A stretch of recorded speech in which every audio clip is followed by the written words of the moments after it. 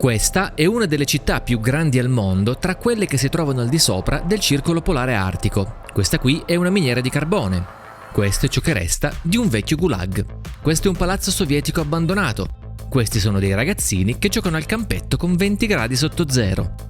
Questo poi sono io che guido per le strade della tundra artica e questa è la polizia che mi scorta in caserma per regalarmi la gioia dell'esperienza di essere interrogato dai servizi segreti russi con tanto di fotoricordo. E poi questo sono sempre io che finisco in TV poco dopo aver rischiato di finire in galera. Insomma, quello di oggi non è un Moscow Diaries come tutti gli altri.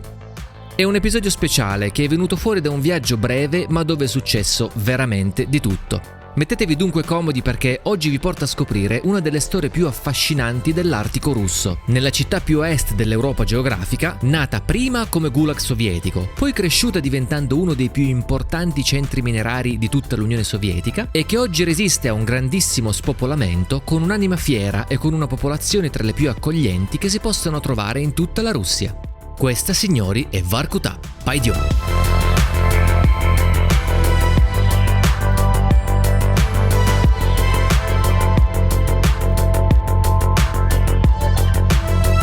Mi trovo in questo momento nella stazione ferroviaria di Sosnogorsk, che è un piccolo borgo sperduto nelle periferie della città di Ukhta, nella Repubblica dei Komi. Ukhta, per chi non lo sapesse, è la città dove in Russia iniziò la storia dello sfruttamento petrolifero per il miglioramento dell'economia, quindi pensate quanta strada è stata fatta da questo posto in avanti. Comunque sia, siamo qui per salire su questo treno che ha una fermata lunga, ci aspetta per i prossimi 40 minuti, io intanto ve la conto mentre cammino sul binario numero 1 sperando che non arrivi un treno, ma il punto è che dobbiamo fare un piccolo passo indietro per capire come sono arrivato qua.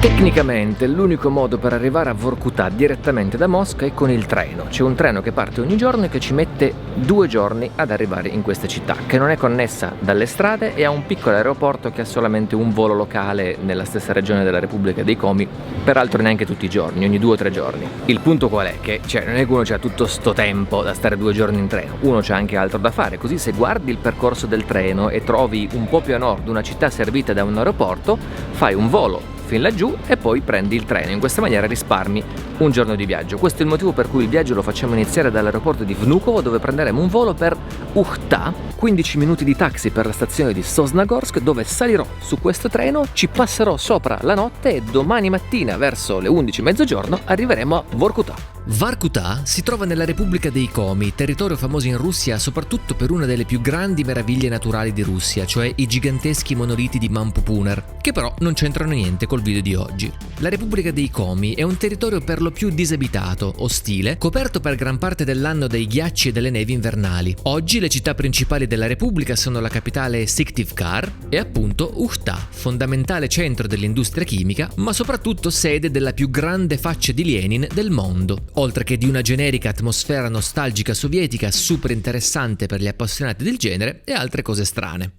Ah, una piccola curiosità, la vedete quella specie di esplosione nucleare gialla nel cielo che si vede in fondo? Non è semplice inquinamento luminoso della città di Ukhta, bensì la luce creata da una gigantesca e colossale fabbrica di pomodori, che io non sapevo potesse esserci una fabbrica di pomodori quassù a Ukhta.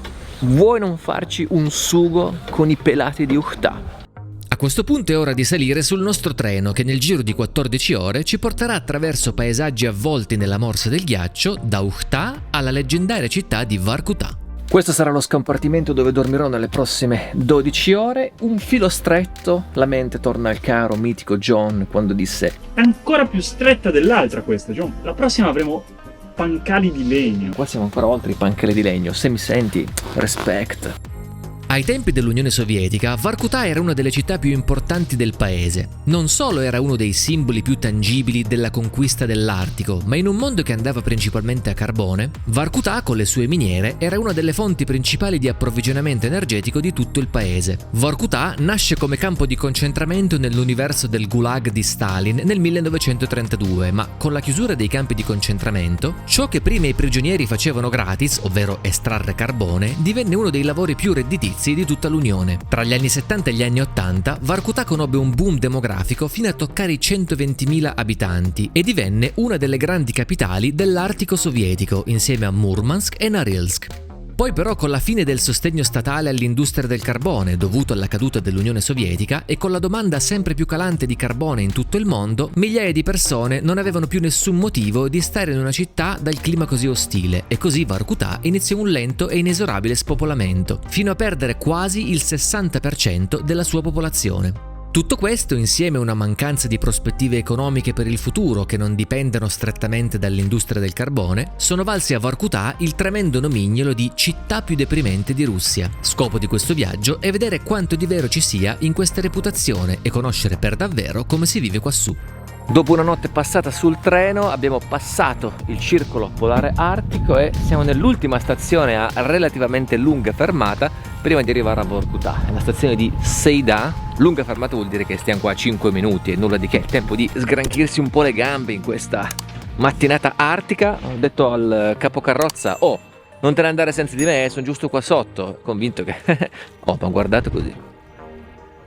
Capisco che lavorare sul treno per Vorkuta non è che ti mette nella condizione di essere proprio in vena di facile umorismo, ma un sorriso fallo, dai. Voglio però leggervi i nomi delle stazioni lungo la linea, perché veramente c'è solo i nomi, aprono un cassetto della fantasia che... Cioè abbiamo Ribnica, tipo Pescatoria, Tali, Kajerom, Chikshino, Koshba, Pechora, Sinia, Yanio, Kosiu, Kojim, Imta, Yur. Questi che nomi pazzeschi. Poi c'è Markov, che è carota, non si capisce bene. La migliore di tutti è I'm sure. I'm sure. Are you sure? Yes, I'm sure. Spettacolo. E se parlo al plurale, non è plurale maiestatis, perché non sono solo. Who's traveling with me? Hey! Konstantin! Hey guys, how you doing? Allora, lui si chiama Konstantin e ha uno dei canali YouTube di reportage della Russia più fighi che esistano su YouTube. Si chiama Real Reporter. Il canale di Konstantin è una delle rare gemme che si possono trovare su YouTube. Kostya è nato a Yekaterinburg e dopo diversi anni passati a lavorare come reporter di cronaca per la TV russa, sia in patria che all'estero, ha deciso di aprire un canale YouTube nel quale realizza documentari, reportage e inchieste su una grande quantità di aspetti della vita quotidiana in Russia. Il tutto in un inglese perfetto che gli deriva da una dedizione maniacale agli aspetti linguistici dei suoi contenuti. It's not a plane because it can fly like a regular aircraft, but it's also not a ship because even though it was meant to operate in the sea, it doesn't sail like conventional vessels. Per farvi capire, Kostya, prima di registrare una clip, la prova diverse volte, perfeziona ogni singolo dettaglio della pronuncia e alla fine produce contenuti di qualità altissima, scritti e montati davvero professionista. Se non lo conoscete, iscrivetevi al suo canale perché è veramente, credetemi, tantissima roba. Inoltre, Kostya dimostra come la pratica e la determinazione possono permettere anche a chi parte con un fortissimo accento russo di parlare un inglese perfetto. E se volete riuscirci anche voi, la cosa migliore che potete fare è iscrivervi a Cambly, sponsor di questo video, che è la migliore piattaforma di e-learning per imparare l'inglese grazie all'interazione con tutor madrelingua disponibili da tutto il mondo, selezionabili sulla base dell'accento, della personalità e persino della competenza su certe aree specifiche dell'inglese. Con Cambly potete anche fare corsi di certificazione utili per lo studio o per il lavoro e per cominciare potete sfruttare lo speaking test per mettervi alla prova, capire a che punto siete e quindi avere un riscontro e dei consigli sul vostro livello di inglese. Describe your favorite place to visit. So my favorite place to visit, I think, is Northern Europe, especially Northern Norway in wintertime, when you have there, Northern Lights and all these snowy landscapes, which is amazing to take picture of. And sembra che tu abbia usato le stesse parole e frasi molte volte nella tua descrizione. Per renderla più coinvolgente cerca di utilizzare una varietà più ampia di vocabolario e parole più avanzate. Inoltre cerca di organizzare i tuoi pensieri in modo più strutturato. Insomma, comunque il feedback è parecchio dettagliato, devo essere onesto. Lo speaking test è una grande novità di Cambly ed è uno strumento molto più moderno ed efficace dei soliti quiz a risposta multipla e ti dà il risultato in poco più di 5 minuti e soprattutto è completamente gratuito, quindi vi consiglio davvero di provarlo immediatamente. Ottimo lavoro Stefano, preparazione medio-alta e questo significa che c'è ancora un sacco di spazio per migliorare, per tutti quanti. Se poi vorrete sfruttare a pieno tutti i servizi di Cambly per portare il vostro inglese a un livello successivo, sappiate che grazie al mio codice sconto potrete accedere a dei piani di lezioni con tutor madrelingua a partire da soli 20 euro al mese. Ma attenzione, questa offerta pazzesca vale solamente fino al 31 luglio, quindi non perdete tempo, cliccate sul link in descrizione oppure scansionate il QR code che vedete in video e usate il coupon StefanoTest al checkout. Detto questo, ormai mancavano solamente una manciata di fermate per arrivare finalmente a Vorkutà. Viaggiare su questo treno comunque è parte dell'esperienza di viaggio, perché la linea ferroviaria tra Mosca e Vorkutà non è elettrificata, perlomeno non nella sua parte finale, quindi i treni che la percorrono sono ancora molto vecchi. La locomotiva verosimilmente va a gasolio, il riscaldamento delle carrozze è a carbone, non esiste naturalmente il vagone ristorante, l'unico modo per mangiare qualcosa è scendere nelle stazioni dove il treno si ferma per più di 40 minuti e ti prendi qualcosa al bar, eccetera, tanto sai che il treno è lì che ti aspetta. E c'è anche un capotreno che periodicamente passa avanti e indietro con una telecamerina messa qua sul petto per controllare la qualità del servizio, quindi chiede a tutti i passeggeri se il capocarrozza ti ha offerto il tè, se è tutto a posto, se fa caldo, se ci sono problemi. Dico che in realtà fa anche troppo caldo, sono 23 gradi su questo treno.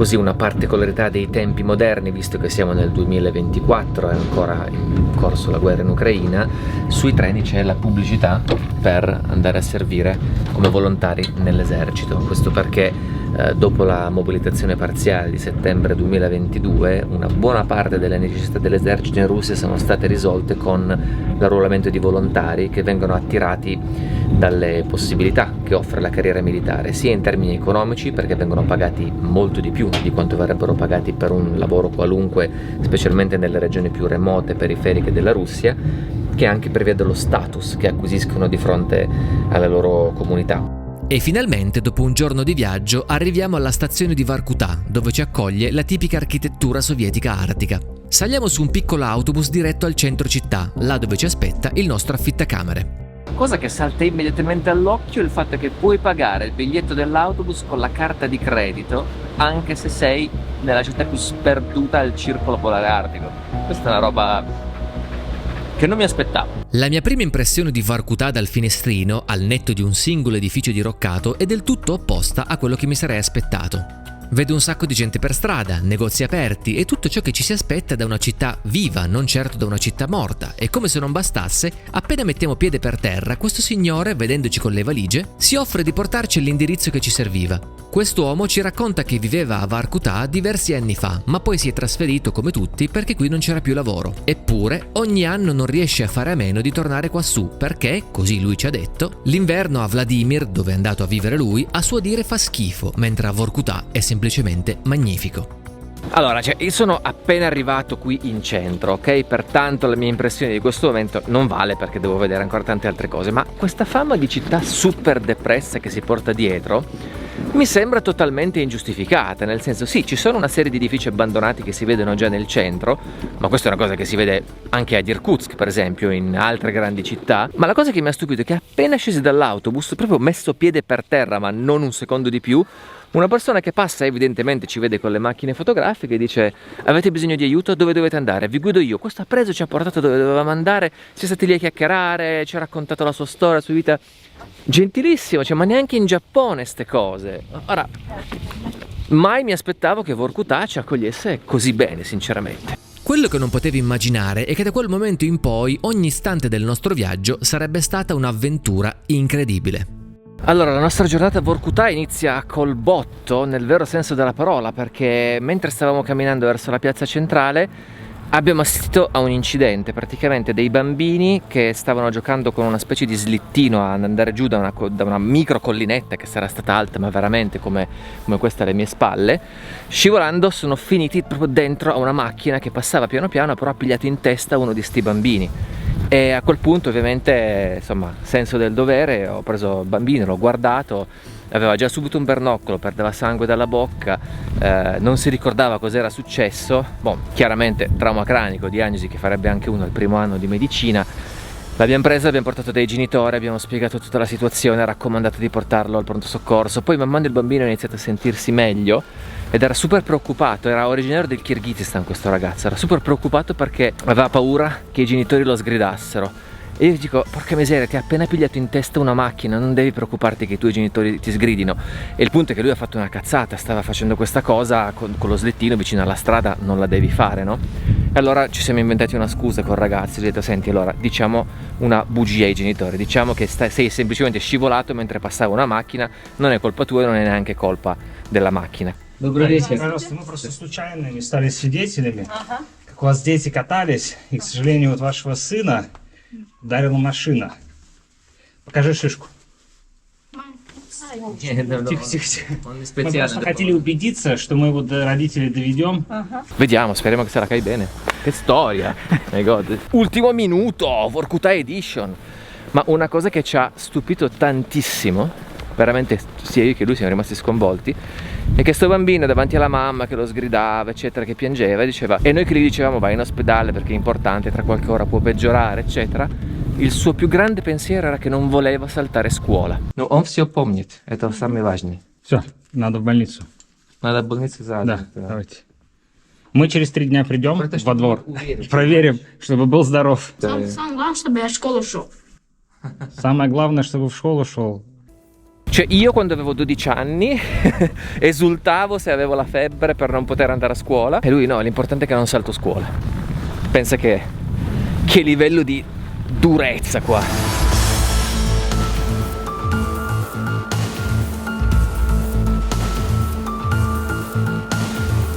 Dunque sono le 2:40 del pomeriggio ed è già praticamente notte quasi, e questo perché? Non solo perché siamo oltre il circolo polare artico, qui le giornate durano meno di per sé, ma perché per qualche strano motivo la Repubblica dei Komi, e quindi anche Vorkuta, si trova sullo stesso fuso orario di Mosca nonostante sia alla longitudine di Perm, cioè siamo attaccati ai Monti Urali, parecchio più a est di Mosca, quindi il sole sorge molto presto ma va giù altrettanto presto, quindi l'alba qui è prima di Mosca, ma di tanto anche in inverno, e però il tramonto è molto prima, è tutto spostato, si vede per comodità di lavoro o cose di questo tipo. Con l'arrivo del buio arrivano anche i meravigliosi colori dell'Artico, quando il cielo del nord impazzisce e regala dei colori così belli da far fermare il cuore per un attimo. Sotto un cielo così, i casermoni sovietici di Vorkuta creano un contrasto che ha il sapore di un paradosso, specialmente quando l'occhio si posa su quelle porzioni di città ormai del tutto abbandonate o su quei palazzi dove ormai sono rimaste solamente poche finestre accese. Ora però, nonostante uno spopolamento rapidissimo, Vorkuta è stata superata solo di recente da Tromsø e ancora oggi è la 4ª città più grande al mondo al di sopra del circolo polare artico. Tuttavia, la tendenza allo spopolamento non sembra in alcun modo destinata a migliorare. Si calcola a span che a questo ritmo Vorkuta dovrebbe essere una città completamente deserta e abbandonata entro l'anno 2035. Per questo motivo, per la velocità di spopolamento, per il fatto che questa velocità comporta la presenza di numerosi edifici abbandonati, diroccati, eccetera, Vorkuta si è guadagnata la triste reputazione di città più deprimente di tutta la Russia. Ora, nonostante tutto, comunque, qui ci abitano ancora 60.000 persone, cioè non stiamo parlando di una piccola città, per gli standard dell'Artico è una città enorme.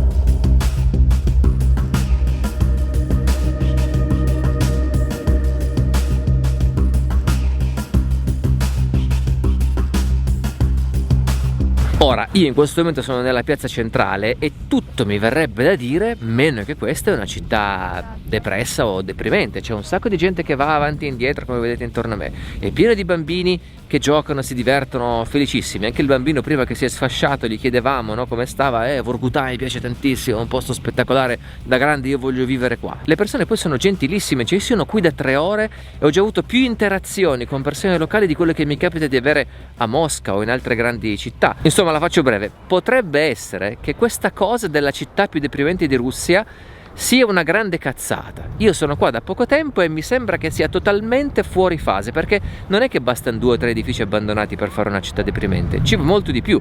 Faccio appena in tempo a fare queste considerazioni che io e Konstantin ci imbattiamo per strada in una ragazza incuriosita dal fatto che Kostya stava parlando inglese. Si chiama Bethany ed è originaria della Namibia. Sul tema città deprimente o no, Bethany ha le idee molto chiare. Do you agree that this city is the most depressing city on earth? Because that's what they say. Not.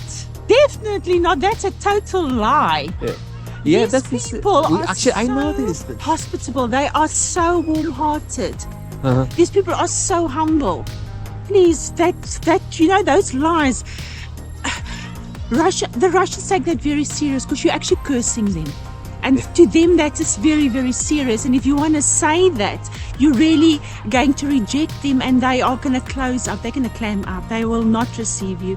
So don't go about all of that. This is really the most beautiful place. You must see this place in summer. You know what upsets me? This is when your BBC journalists, they come in here and all they show the whole world is dilapidated buildings. They show this and that and everything that is negative. They don't actually get to the heart of the people. And that to me is incredibly upsetting. Because it gives a stigma to this town, which is not. La carica di Bethany ci mette addosso un enorme entusiasmo di scoprire di più sulla vera anima di questa città. Andiamo dunque a fare la spesa per la nostra cena. Nonostante sia una zona molto remota con una logistica estremamente complicata, riusciamo a trovare tutto l'occorrente per una deliziosa cenetta Italian style, perché non dobbiamo mai dimenticarci che ogni italiano in viaggio, tra le tante missioni che ha anche quella di evangelizzare il resto del mondo alla cultura della pasta fatta come Dio comanda, cosa che Kostya sembra apprezzare particolarmente. Absolutely. I mean, it's fantastic. It's amazing. No, it blows my mind because you made it out of really basic products. What's the name of this pasta? Well, it doesn't have a name, but it's pretty much close to what we call pasta alla boscaiola. I want to think of it as we're having pasta boscaiola alla Vorkutá. Alla Vorkutá. This is a Vorkutá edition.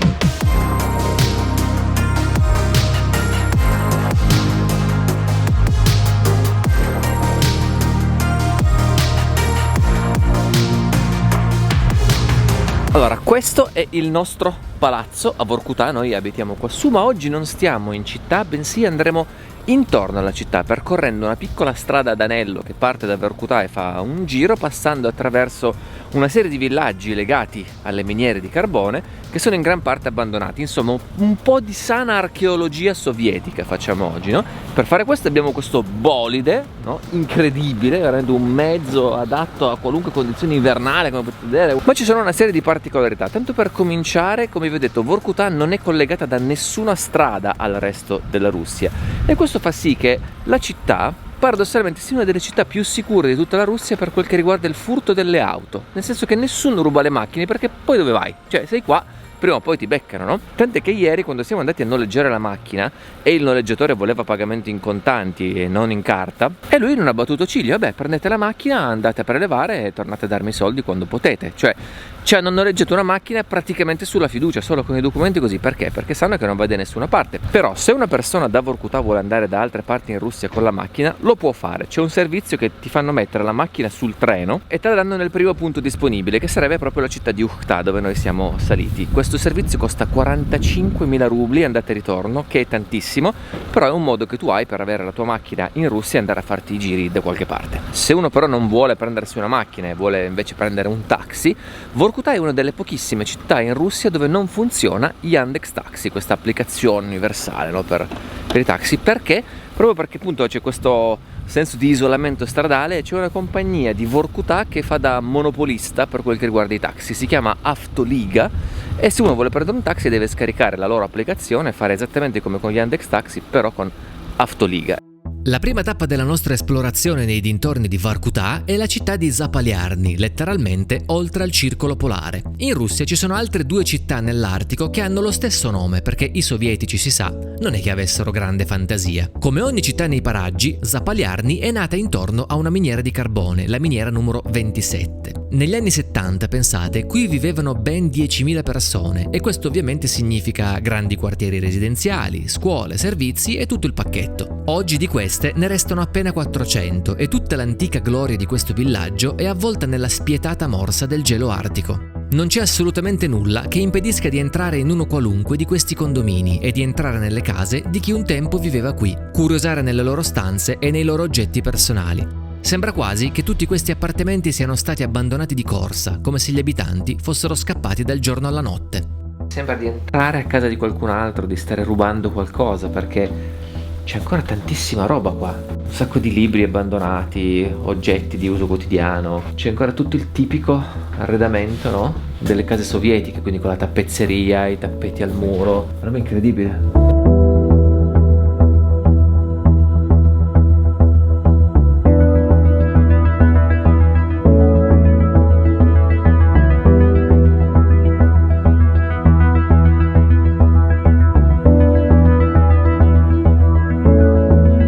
cosa che poi a me stupisce tantissimo è che abbiamo fermato un paio di persone per strada chiedendogli delle cose generiche, tipo ma qui vive ancora qualcuno, c'è ancora vita qua? E ci hanno tutti risposto certo che vive ancora qualcuno, è un villaggio bellissimo, tranquillo, si sta bene, eccetera. È come se non si rendessero conto del fatto che vivono in un paese che è completamente abbandonato, in quella che era una grande città piena di enormi condomini del tutto abbandonati. E questa cosa mi fa riflettere un sacco, perché un conto a Vorkutā ci sta che tu possa insomma non accorgerti della città abbandonata, ma qua è impossibile. E il punto qual è? Il punto è che questo posto per questa gente è la loro casa, e quando tu hai un legame con casa tua non vedi tante cose, oppure vuoi non vederle, o comunque non ti disturbano, cioè per loro non è un problema che sia tutto così abbandonato, perché è casa loro.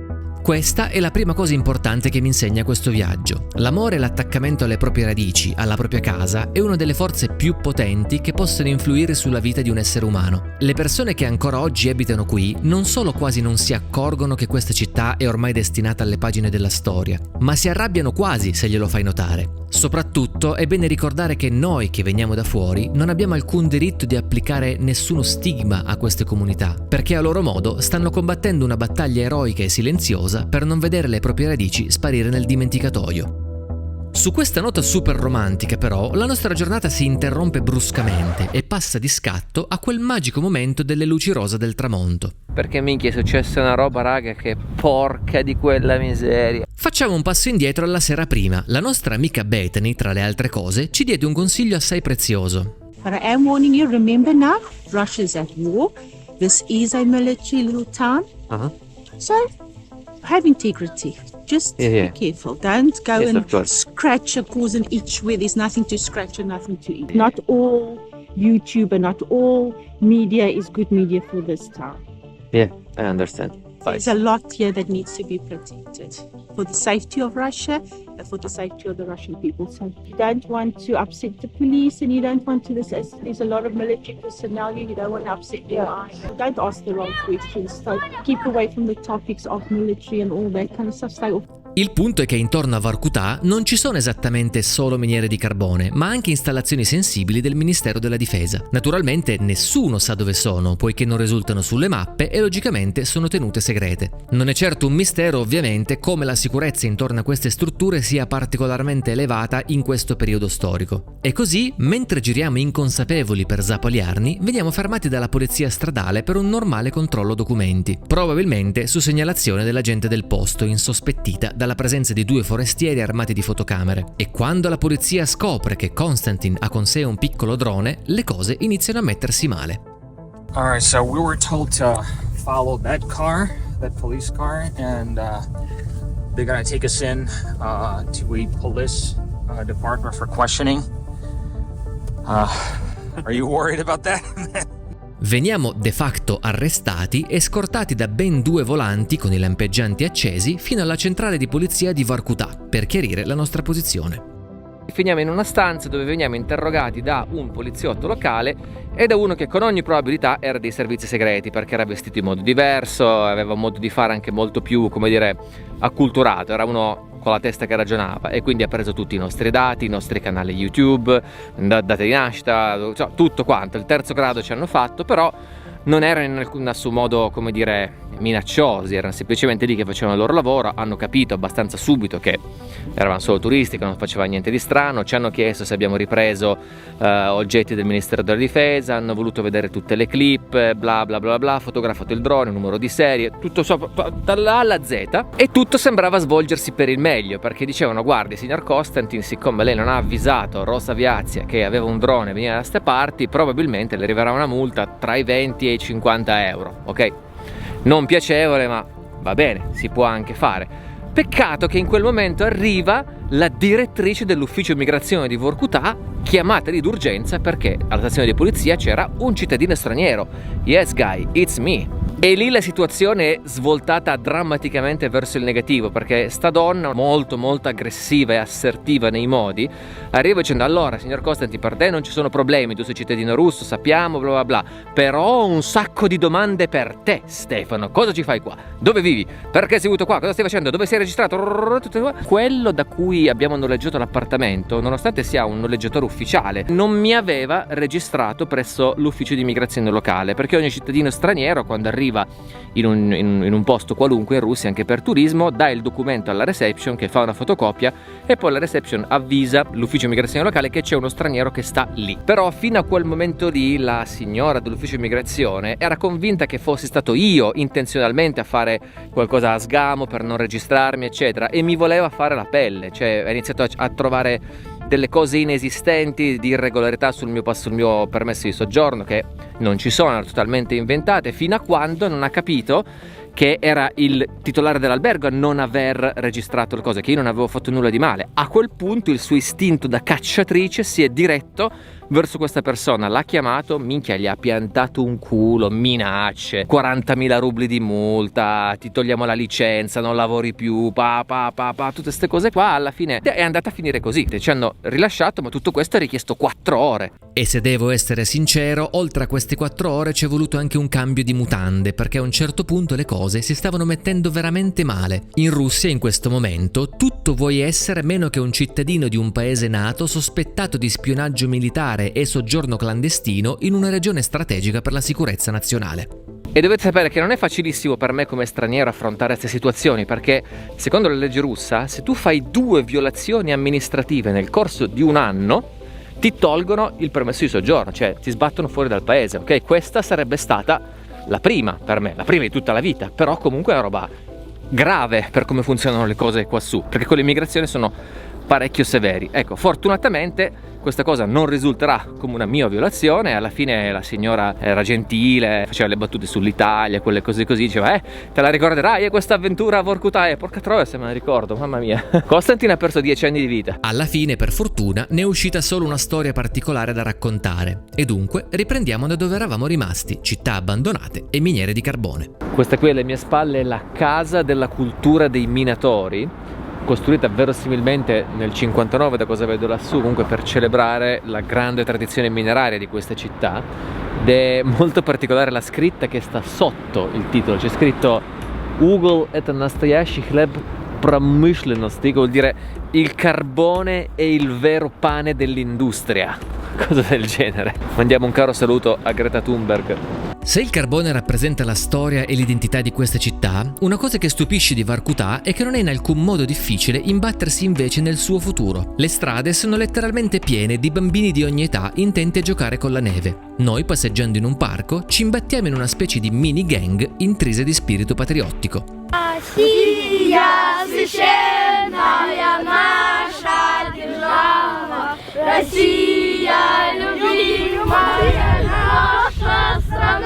Вы итальянский знаете? Ну да, я итальянец на самом деле. Да? Ну да. Скажите по-итальянски. А что вы хотите на итальянском? Ну, что захотите. Привет, например. Привет? Да. Привет, чао. А маму Мию я познала. Чао, чао. Мама чао, это значит мама привет. Скажите Понятно. Россия. Что? Россия. Russia. А, Россия. Russia.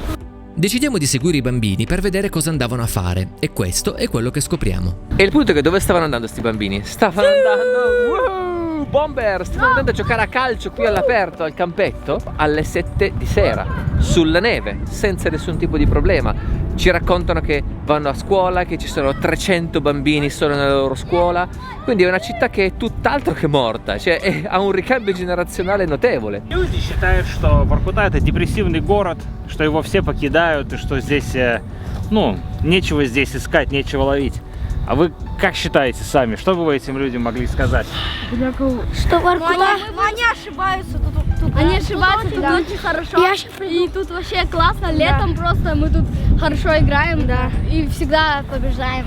Ну, вообще я хочу в лет 20 начать свою карьеру в футболе и играть профессионально. Чтобы играть в крутых командах, надо для начала этот язык выучить, наверное. а потом уже туда переходить. Это какой клуб? Ну-ка, для какого тебя? Ну, например, Реал Мадрид. Insomma, i bambini di Vorkutá non sono diversi da quelli con cui sono cresciuto io nel mio quartiere. Tutti al campetto a giocare a calcio, sognando di essere il prossimo Cristiano Ronaldo. E nei loro occhi, come vedete, c'è tutto fuorché depressione. Anzi, certe volte mi sembra quasi che siano più depressi i ragazzi di Mosca o San Pietroburgo, paradossalmente. Il giorno dopo, invece, ci uniamo a due ragazzi un po' più cresciutelli. Dei due, Sasha, che oggi lavora nella miniera di Vorkutá e nel tempo libero è un bravissimo fotografo, nella sua infanzia viveva in un altro dei villaggi satelliti di Vorkutá, il villaggio di Savietsky, che ad oggi è stato definitivamente chiuso e abbandonato. Mentre a Zapoliarny ancora abitava qualcuno, questo villaggio è stato abbandonato completamente nel 2019 perché c'era troppa poca gente e quei pochi che c'erano li hanno spostati da altre parti. Siamo in compagnia di due ragazzi del posto, li faccio conoscere tra poco, che abitavano qua e quindi stiamo andando a cercare di trovare il loro appartamento, ma abbiamo un problema, e cioè che ci sono dei cani randagi laggiù che, come ci hanno visto, hanno iniziato a chiamare tutti i cani del circondario, abbaiando eccetera, ed è una situazione stranissima perché normalmente non ti spaventerebbe questa cosa, ma qui i padroni di casa sono loro, non c'è anima viva, non hanno un padrone questi cani. Siamo dentro un episodio di fucking Resident Evil, cioè dove devi stare attento agli zombie, ai cani e queste cose qua. Mentre ci porta nell'appartamento della sua infanzia, Sasha ci racconta che anche lui vorrebbe un giorno lasciare Vorkutá e mettersi in gioco nel resto della Russia, là dove c'è più lavoro e ci sono più possibilità. Ci racconta però che sa che non sarà facile perché le qualità umane che hanno gli abitanti di Vorkutá, a suo dire, sono qualcosa che manca a chiunque lasci questo posto. Qui la gente è estremamente gentile, disposta ad aiutarsi l'un l'altro, mentre il mondo là fuori è più competitivo, ingiusto, è un mondo dove ognuno lotta per se stesso senza guardare in faccia agli altri. Sasha sogna che il governo russo possa lanciare un piano di sviluppo per Vorkutá che le dia un futuro diverso da quello precario legato alla morente industria del carbone e che questo possa creare possibilità di crescita e sviluppo senza dover lasciare la città. Insomma, Sasha, come praticamente tutti gli abitanti di Vorkutá, di per sé non vorrebbe lasciare questa città, ma rischia di esserci costretto per mancanza di alternative. Mentre ci racconta tutto ciò, Sasha ci mostra ciò che resta di Savietsky. Questo enorme viale alle mie spalle, un tempo era Stроительная улица, la via dei costruttori, ed era il grande viale di accesso che faceva entrare la gente a Savietsky e che portava fino alla Casa della Cultura, quell'edificio che non diresti che un tempo era un teatro, un posto per spettacoli, concerti, eccetera.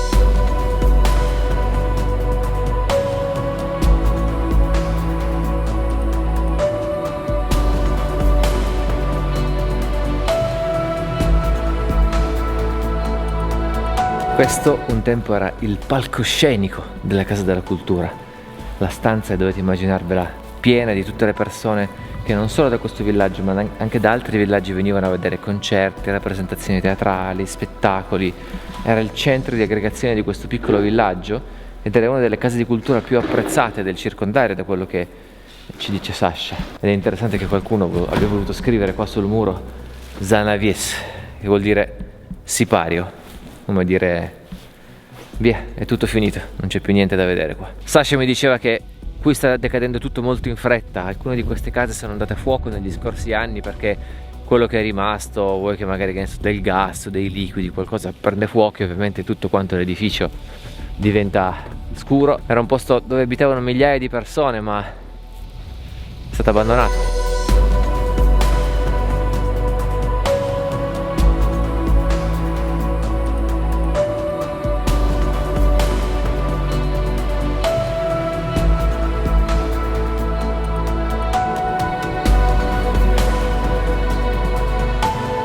Laggiù in lontananza, anche se non lo vedete, si intravede il profilo dei Monti Urali e per chi segue il mio canale vi ricorderete quel video dove sono andato a stare con Nenet, ok?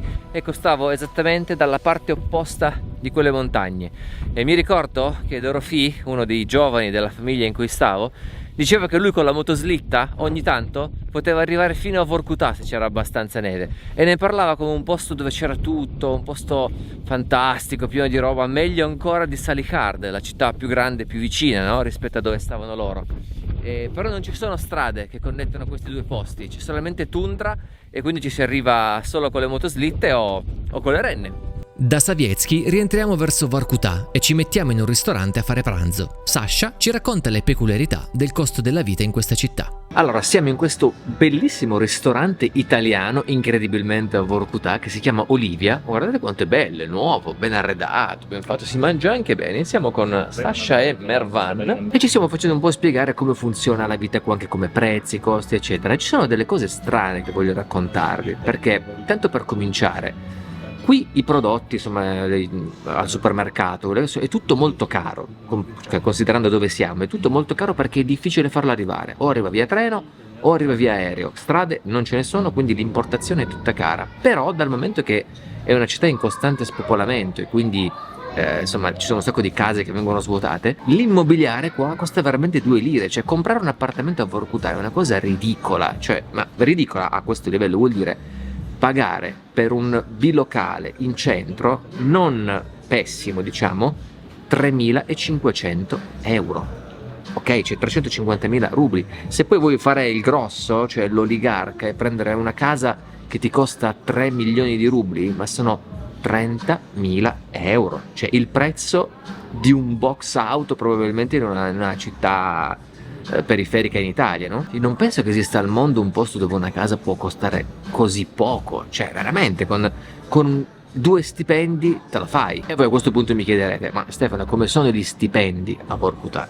Beh, gli stipendi dei lavori normali stanno tra i 40, 50, 60.000 rubli, ok? Ma il lavoro principale qui a Vorkutà è lavorare nelle miniere. E quanto può guadagnare un minatore? Ecco, i minatori non hanno un salario fisso, perché dipende molto dal piano di produzione annuale della miniera. Più la miniera produce carbone e più il minatore guadagna. Ci sono dei mesi in cui un minatore può arrivare a guadagnare 200.000 rubli, sono 2.000 euro al mese. Per gli standard della Russia in generale è un salario altissimo, per Vorkutà è una roba folle. Cioè tu immaginati che con uno stipendio di 2 mesi, 1 mese e mezzo, ti compri un appartamento in centro città. Una follia se ci pensate. Ma le particolarità non finiscono qui naturalmente e riguardano anche l'altro grande tema della vita in Russia nei tempi moderni. Un'altra cosa strana di Vorkutà rispetto al resto della Russia, specialmente Mosca, è che non si vede da nessuna parte nessun manifesto che sponsorizzi o pubblicizzi il fatto di andare a servire nell'esercito come volontari, il cosiddetto servizio a contratto che va a sopperire alla necessità di mobilitare la gente per mandarla al fronte o nell'esercito, facendo leva sul fatto che molta gente vuole appunto andare volontariamente nell'esercito perché pagano bene. Ecco, questa cosa a Vorkutà non esiste. Allora ho chiesto a Sasha perché e lui mi diceva che il motivo è che qui ci sono spontaneamente un sacco di volontari, quindi non serve questa pubblicità perché tanta gente da Vorkutà va volontariamente nell'esercito. Lui, che teoricamente è stato mobilitato, il giorno della mobilitazione gli è arrivata la cartolina e si è presentato al Vojenkomat per vedere che cosa doveva fare, dare i documenti eccetera, dice che aveva davanti a sé una lunghissima coda di gente che è andata a fare il volontario, al punto che lui non è stato neanche controllato perché quando la coda è stata finita e hanno raggiunto la quota di mobilitazione non era ancora arrivato il suo turno. Questo è una cosa che può darvi un po' l'idea, no? Di come questi grandi fenomeni internazionali si riverberano su una città isolata come Vorkutà. A questo punto proseguiamo su questa specie di grande raccordo anulare che unisce le città minerarie che ruotano intorno a Vorkutà. Oggi il vento soffia forte e le temperature sono crollate sotto i -20, permettendoci di assaggiare tutta la durezza della vita nella tundra artica. Siamo in piena tundra artica, qua il vento la fa da padrone, oggi ci sono 20 gradi sotto zero e questo vento tira fortissimo, quindi la percepita è molto più bassa, almeno 30-35 sotto zero.